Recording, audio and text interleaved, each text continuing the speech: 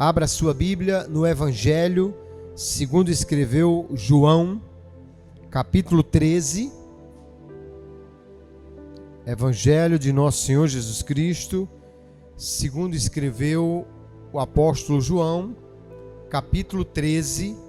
Nós vamos ler a partir do verso 18.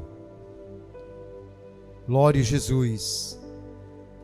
Louvamos ao Senhor por estar na sua casa nesta noite, porque é bom estar na casa de Deus, é bom estar na nossa casa, não é? E podermos aqui glorificar o nome de Jesus.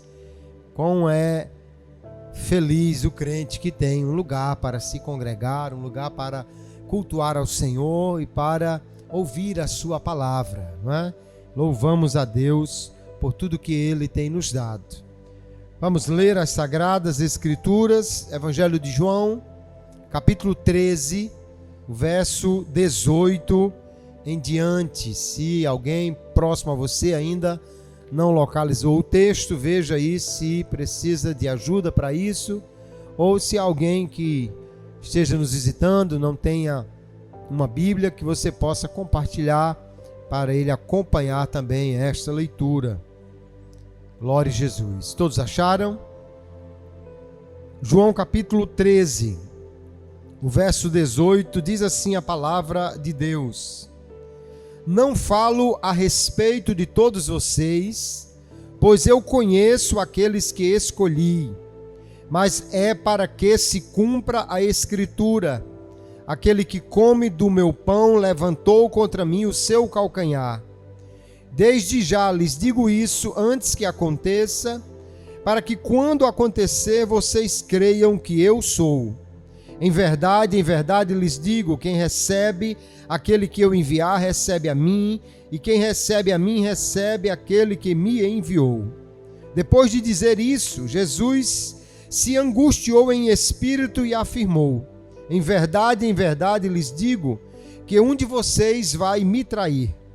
Então os discípulos olharam uns para os outros, sem saber a quem ele se referia. Ao lado de Jesus estava reclinado um dos seus discípulos, aquele a quem ele amava. Simão Pedro fez um sinal a esse, para que perguntasse a quem Jesus se referia. Então aquele discípulo, reclinando-se sobre o peito de Jesus, perguntou: Senhor, quem é?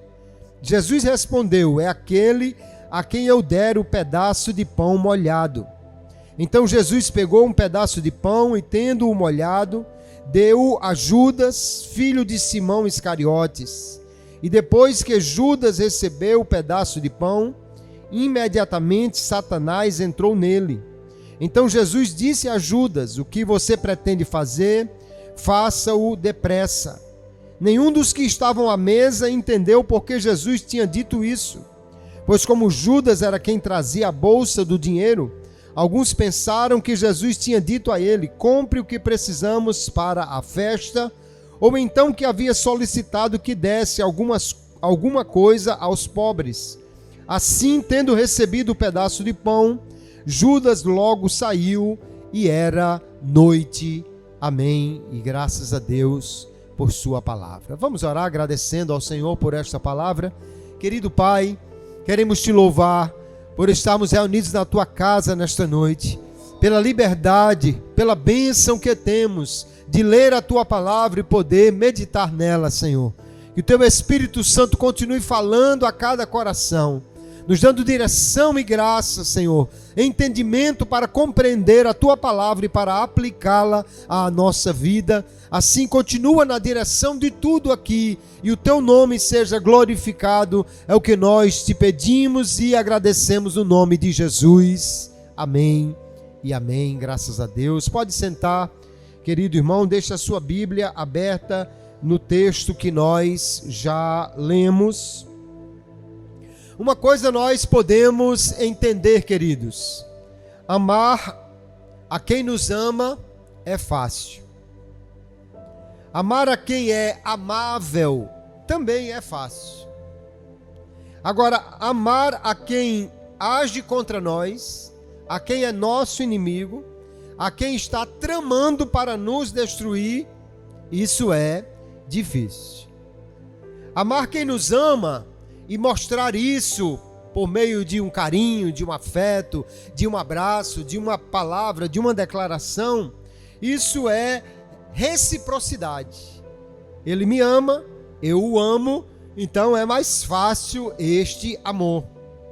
Agora, amar aquele que faz de tudo para nos destruir, aquele que se levanta contra nós, aquele que se associa ao nosso inimigo para nos entregar, amar esta pessoa é graça, é puramente graça de Deus, um favor imerecido. Na cena que o texto que lemos nos apresenta, nós vemos Jesus reunido com os seus discípulos, naquela última noite que com eles estaria e, portanto, quando instituiria a ceia do Senhor. Era Páscoa, provavelmente do ano 30. Jesus reuniu-se com os discípulos no cenáculo preparado e ali então ele vai dar as últimas instruções, celebrar a Páscoa e instituir a ceia antes que se dirija ao jardim do Getsêmani, onde será preso.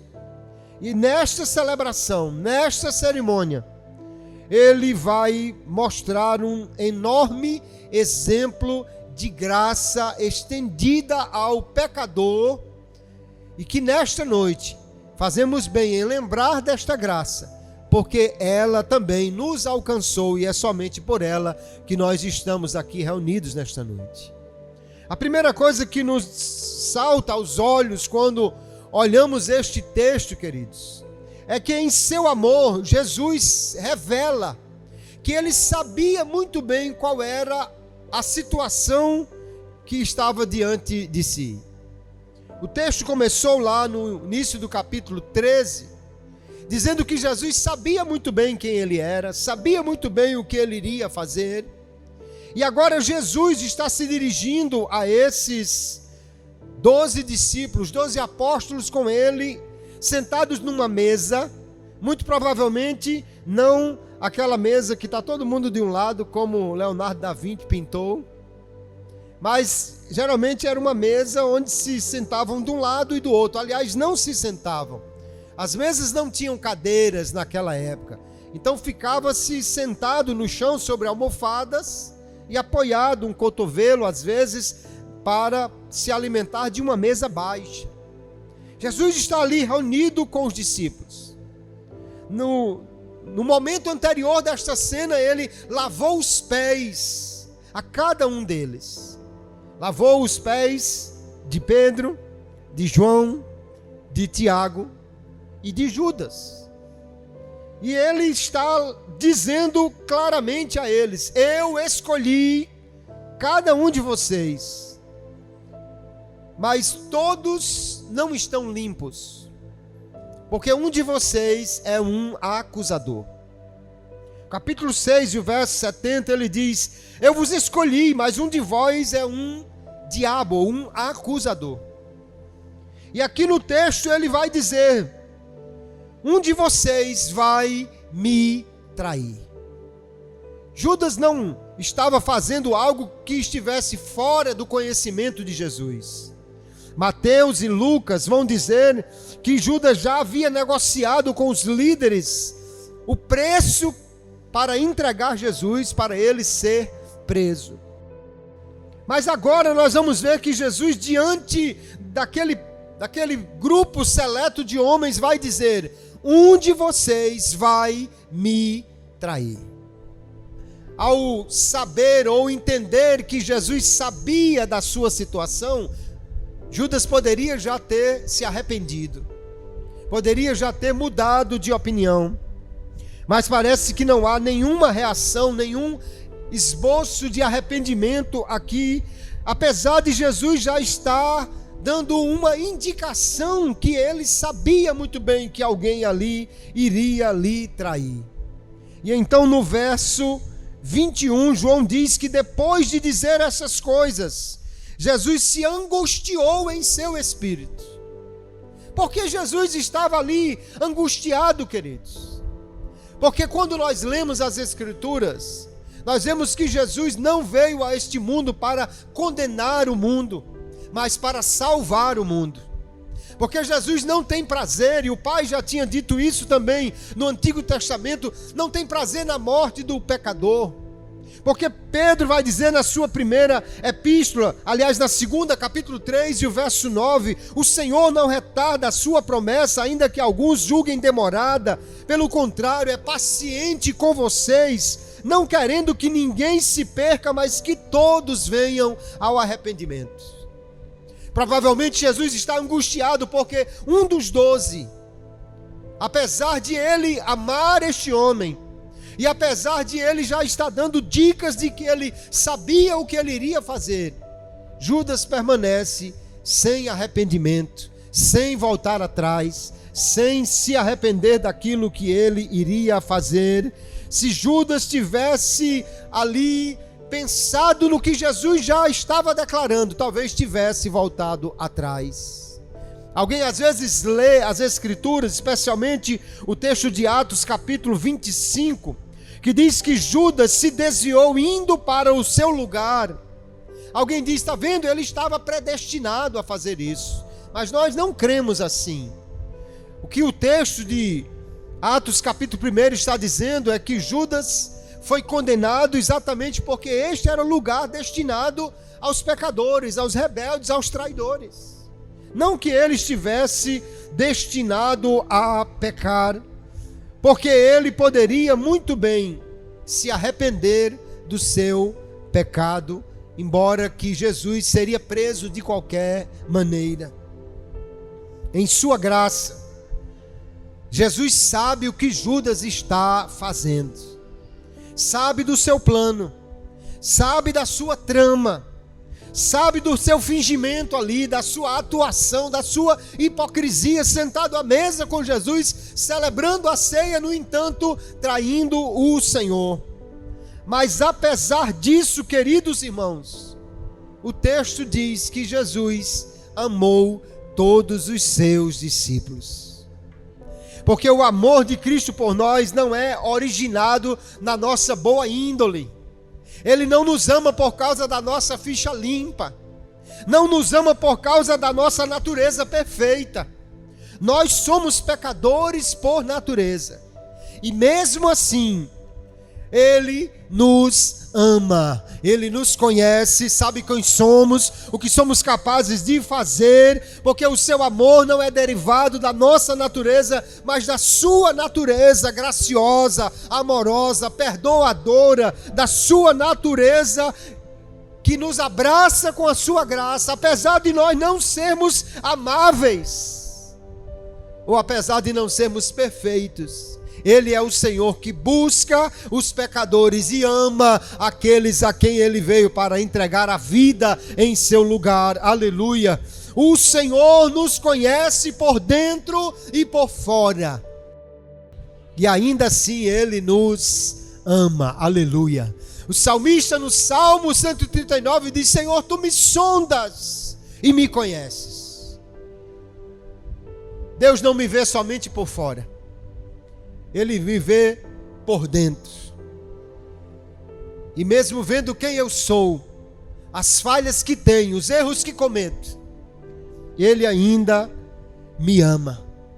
Conhece não somente meus atos, mas meus pensamentos. Mas ainda assim, Ele me ama. Aleluia. Deus conhece a tua história, o teu passado. Deus conhece quem você já foi, o que você já fez. Mas ainda assim Ele te ama. Aleluia. Porque o seu amor não deriva de quem nós somos, mas de quem Ele é. Aleluia. Jesus sabia o que Judas iria fazer, mas ainda assim continuava amando aquele pecador. Eu ouvi uma história de um menino que estava numa fazenda da sua avó e lhe deram uma baladeira e ele estava treinando, e numa dessas atiradas aí da baladeira acabou acertando o pato de estimação da vovó e o bicho morreu. Escondeu o pato achando que ninguém estava vendo, mas quando ele olha, a sua irmã mais velha viu. Naquele dia mais tarde, a avó disse: minha netinha, vamos me ajudar a lavar a louça. Aí ela disse, não, Joãozinho disse que vai lavar. E chegou junto dele e disse, se lembre do pato. Joãozinho foi lavar a louça. No outro dia, minha netinha, a avó chamou, vamos me ajudar a limpar o terreiro. E ela disse, não, Joãozinho disse que vai ajudar. E olhou para Joãozinho e disse, se lembre do pato. E Joãozinho passou dias trabalhando, feito um escravo para sua irmã, até que não aguentou e foi a sua avó e contou o que tinha feito. E ela lhe disse, Joãozinho, eu vi desde o primeiro momento, eu estava lá na janela e vi o que você fez, mas eu já lhe perdoei. Agora eu fiquei me perguntando até quando você deixaria ficar escravo desta situação. Porque às vezes, queridos, nós nos deixamos ficar escravizados pelo nosso passado. Deixamos que as histórias do passado nos escravizem, nos prendam. Mas eu preciso lhe dizer nesta noite, Jesus estava na janela, viu o que você fez, e Ele está pronto a perdoar. Está pronto a perdoar, porque Ele te ama, aleluia. Mas veja que Jesus, amando a Judas, ou a cada um daqueles discípulos, agora João vai e diz assim, aliás, Pedro olha para João e diz, pergunta quem é. João então parece que está vizinho a Jesus, chega próximo de Jesus e pergunta, Senhor, quem é que vai lhe trair? Jesus disse, aquele a quem eu der o bocado ou o pão molhado. Em seu amor, Jesus então mostra uma consideração por aquele homem, porque dizem os estudiosos que este bocado molhado era dado como uma homenagem à pessoa querida, alguém que você queria destacar como sendo amado, querido. Naquela ocasião, então, Jesus está dizendo a Judas que tem afeto por ele. Se você ler o livro de Ruth, no capítulo 2, o verso 14, Boaz faz isso com Ruth, molha um bocado e dá a ela como sinal de afeição, como sinal de que ela é querida naquele lugar. Assim Jesus está fazendo com Judas. Ao lhe dar o bocado molhado, Jesus está dizendo, eu tenho carinho por você, eu tenho afeto por você, eu te amo. E no entanto, diz o texto, que Judas tomou o bocado molhado e imediatamente Satanás entrou no seu coração.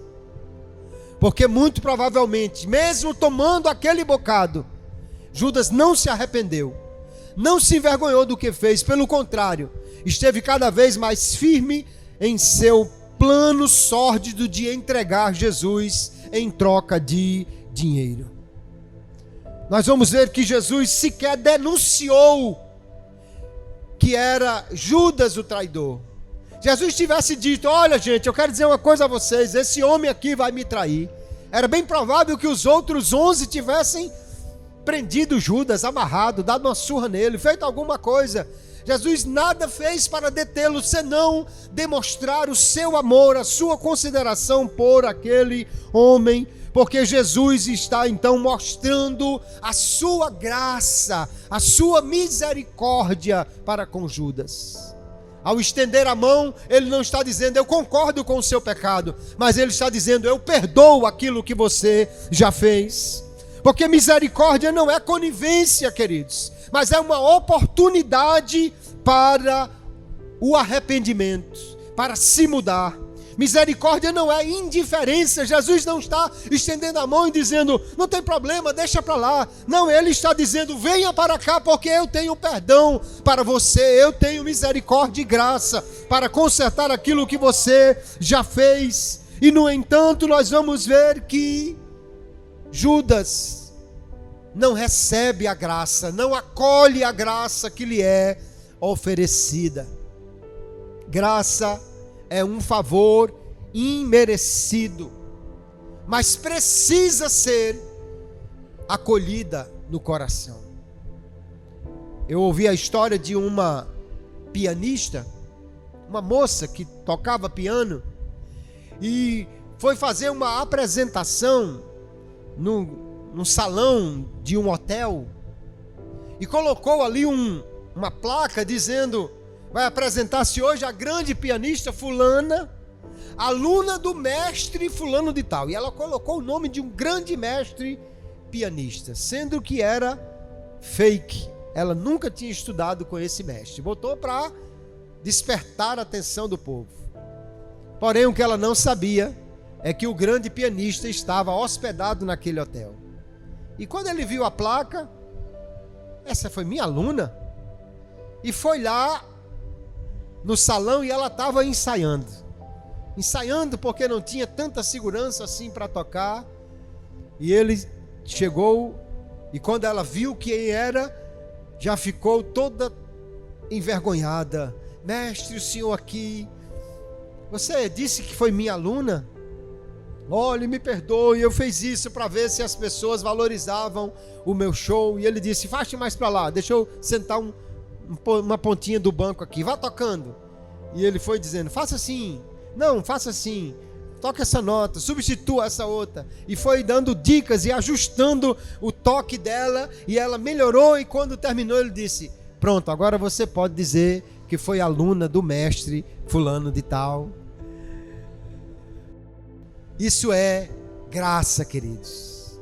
Ele podia ter ido lá fora e feito uma denúncia, ele poderia ter mandado tirar aquele cartaz, poderia ter dito: essa mulher nunca estudou comigo, é uma mentirosa. Não, ele foi até ela, ofereceu ali um pouco daquilo que ele podia fazer, e ela agora se tornou realmente aluna dele. Graça é isso. Mas imagine se ela dissesse: não, não quero o senhor aqui, vai embora. Ela perderia a chance da graça que estava sendo oferecida. Ao aceitar o bocado molhado e não confessar o seu pecado, Judas está abrindo o coração para o diabo, porque quando dizemos não para Jesus, dizemos sim para aquele que luta contra a causa do Senhor, e Satanás então dominou a sua mente. Jesus vai dizer: o que tens a fazer, faça logo. Judas vai para o lado de fora, e o texto conclui dizendo assim: e era noite. Não somente era noite lá fora, mas era noite dentro do coração de Judas, porque ele estava dominado pelas trevas. Mas quando nós olhamos esse texto, queridos, nós compreendemos como é extraordinária a graça de Deus. Que Deus perdoador é esse, que Deus maravilhoso é esse, que não envergonha, mas que estende a mão, que não destrói, mas dá uma segunda chance, que ama e faz de tudo para não perder um servo seu, aquele a quem ele ama. No dia da traição, Judas ainda teve os pés lavados e um bocado molhado para comer na ceia. No dia da murmuração no deserto, Israel ainda colheu maná. No dia da rebelião, Coré, Datão e Abirão ainda tiveram a nuvem para lhes proteger. No dia que Israel chorou por não acreditar no relatório dos espias, ainda teve a coluna de fogo para iluminar aquela noite. Porque mesmo quando nós erramos e pecamos, Deus ainda estende a sua mão de graça para nós. Porém, esta demonstração de graça, de amor de Deus, precisa ser acolhida no nosso coração. Devemos observar os avisos da misericórdia, os avisos da graça, que muitas vezes nos corrige quando estamos errando, pecando, nos afastando. Que esta noite seja uma noite de nós lembrarmos da graça de Deus. Uma noite de nós agradecermos ao Senhor por sua maravilhosa graça. Aquele que nos ama, diz o texto, amou os seus discípulos até o fim. Aleluia. Ele amou até a morte, amou até a cruz, amou até a maior demonstração de amor. Aleluia. E agora, por nos amar, Ele nos traz para sentar à sua mesa nesta noite, para nos lembrarmos da sua morte em graça, aleluia, na sua morte por amor a nós, para que nós possamos então entender que estamos nesta noite aqui unicamente por esta graça, e devemos louvar ao Senhor porque Ele nos amou e fez algo tão grandioso por nós. Que você participe da ceia com gratidão. Participe da ceia com alegria, aleluia. Que você participe da ceia dizendo: Jesus, obrigado, eu não merecia estar aqui, mas o Senhor, por sua graça, me lavou, me limpou, pagou o preço, me trouxe, aleluia, para sentar à sua mesa. João vai descrever-se nesse texto como aquele a quem Jesus amava. Mas uma vez que ele não amava só João, mas todos os seus discípulos, que nesta noite você possa olhar para você mesmo e entender: você é aquele a quem Jesus ama. Eu sou aquele a quem Jesus ama. Nós somos aqueles a quem Jesus ama. E se Ele nos ama e já provou este amor, que estendamos a mão para receber a sua graça com alegria e sejamos gratos por aquilo que Ele fez por nós na cruz, derramando o seu sangue para pagar o preço na maior demonstração de amor que o mundo já viu. Porque Ele nos ama, Ele nos estende a graça, e que cada dia nós acolhamos esta graça.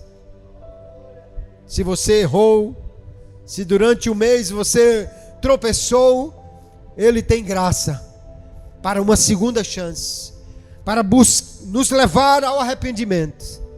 Mas que ninguém rejeite a graça, que ninguém despreze a graça, mas com alegria acolha o amor e a graça de Deus, que traz o arrependimento ao coração e nos oferece a mão estendida de perdão para que nós possamos estar em comunhão com Ele todos os dias da nossa vida. Que Deus te abençoe e que esta palavra fale ao seu coração, ao nosso coração, para guardarmos esta verdade e sermos gratos a Deus por sua maravilhosa graça.